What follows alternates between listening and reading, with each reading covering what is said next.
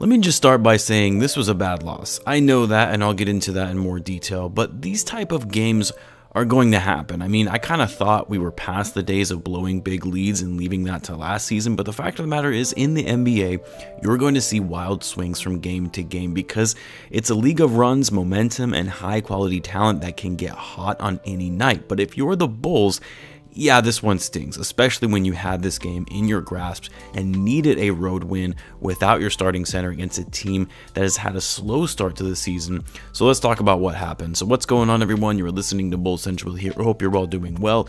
Before I get into all the negatives and complaining on what happened in this game against the Blazers, the one small silver lining from this is that the more the Blazers win, the more likely they are to make the playoffs, which means that the first round pick they traded to the Bulls in the Lowry Markin sign-in trade, which also sent Derrick Jones Jr. to the Bulls, is more likely to convey to the Chicago Bulls, since that first round pick that was traded was lottery protected, meaning if the Blazers miss the playoffs, the Bulls will not get that pick and it will carry over to next year and subsequent years for like the next 7 years or something ridiculous like that. But anyway, small tangent on that. Look, the Bulls should have won this game because not only was it an opportunity to get a win on the road when you had a commanding lead in the second half, but you also have your next matchup against one of the better teams in the league and one of the best big men in the league, if not the best big man in Nikola Jokic.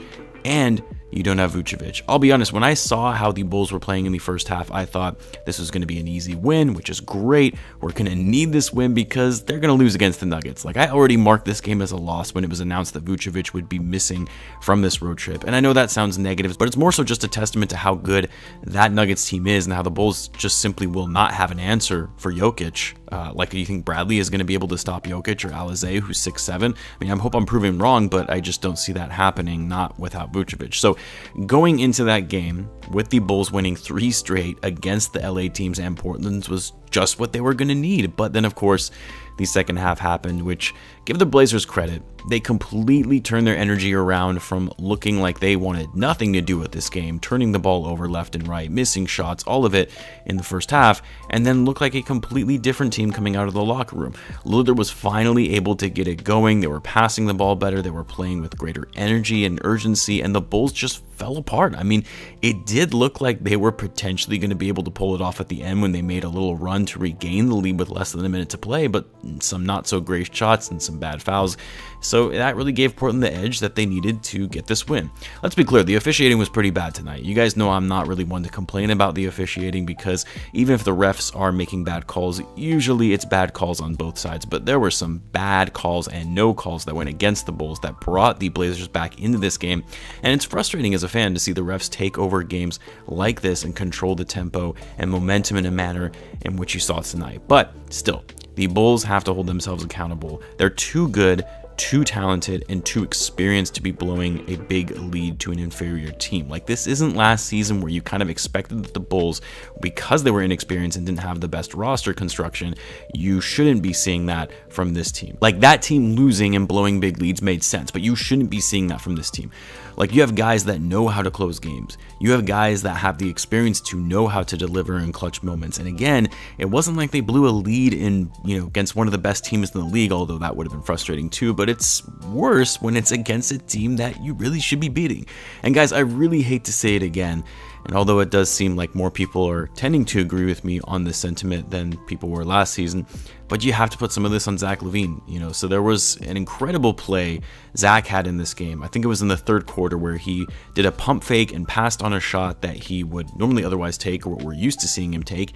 And he passed on that shot and had this incredible dish down low inside to find a cutting Javonte Green. And when I see plays like that, it bothers me even more because it's not like Zach is just a high volume scorer who can't play make or has low basketball IQ or can't play defense. Like, he can do all of these things. He can be a solid playmaker and leader when he wants to be. He can be a solid defender when he wants to be. There were actually plays where he did a great job at defending Lillard, but then you still see these moments, right, where team basketball just goes out the window with Zach and he takes these ridiculous shots without setting up a play, contested shots, or driving through a lane in traffic and either misses the shot or turns the ball over. Like, how much more are we going to see this now that he has a better team, now that he has guys around him who can hoop, now that he actually has a team that has shown and proven to be better when ball movement is there and all guys are getting involved? Zach not only had some bad shots on the stretch, but then the one shot in which he was wide open and the Bulls needed it to tie the game, which I believe it was about 10 seconds left or so, he shot the ball short on a wide open three. It was a perfectly set up play, and he missed it. Now, I don't want to harp too much on Lavine because, first of all, I don't think he was expecting to be wide open on that last shot, and it kind of threw him off, but also because more guys than just Zach need to be held accountable in this one. This was really on the team as a whole. The Bulls had 15 turnovers tonight, most of which came in the second half. I believe 10 turnovers alone were in the third quarter. They didn't rebound the ball well, again, especially in the second half, and their defense fell flat in the second half. The other reason I can't go after Lavine too hard in this game is because he actually, despite the heroics at the end, had an incredible game. He scored 30 points and 11 for 20 shooting, 7 for 12 from 3. He was straight up feeling it. He did also have 4 turnovers though, and was -10 on the night, whereas Caruso was a +5 and DeRozan was a +6. But still, overall, a very good game from Zach Lavine, aside from the very end. DeRozan also wasn't as clutch either, as we're used to seeing him be anyway. He had 22 points, shot 7 for 19, 4 rebounds and 5 assists, but also had 5 turnovers and a couple big ones in the fourth quarter.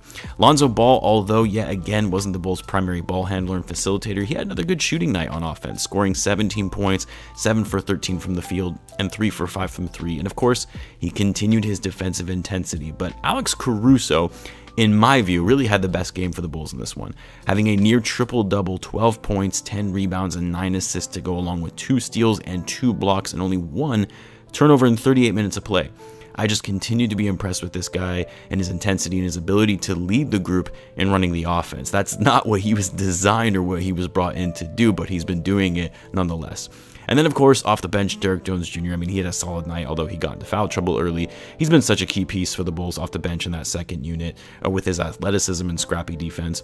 And then our boy Ayo didn't miss a shot tonight. He was 3 for 3. And, of course, Javonte Green also had almost the poster of the century that he didn't connect on before getting fouled. The way the guy leaps on some of these dunks, you would think that it was Derrick Jones Jr. going up for a dunk. But I still like what I'm seeing from this bench mob because they continue to bring energy and hustle, even though the scoring isn't necessarily always there. Speaking of lack of scoring, Coby White has still yet to score a point since returning to the Bulls lineup, but I'm not going to overreact on this. You got to give the kid some time. It's going to take him a little bit of time to get his conditioning back up, shake off the rust after having missed so much time off the court and not even having the ability to train for a full offseason or go through training camp like all the other guys did.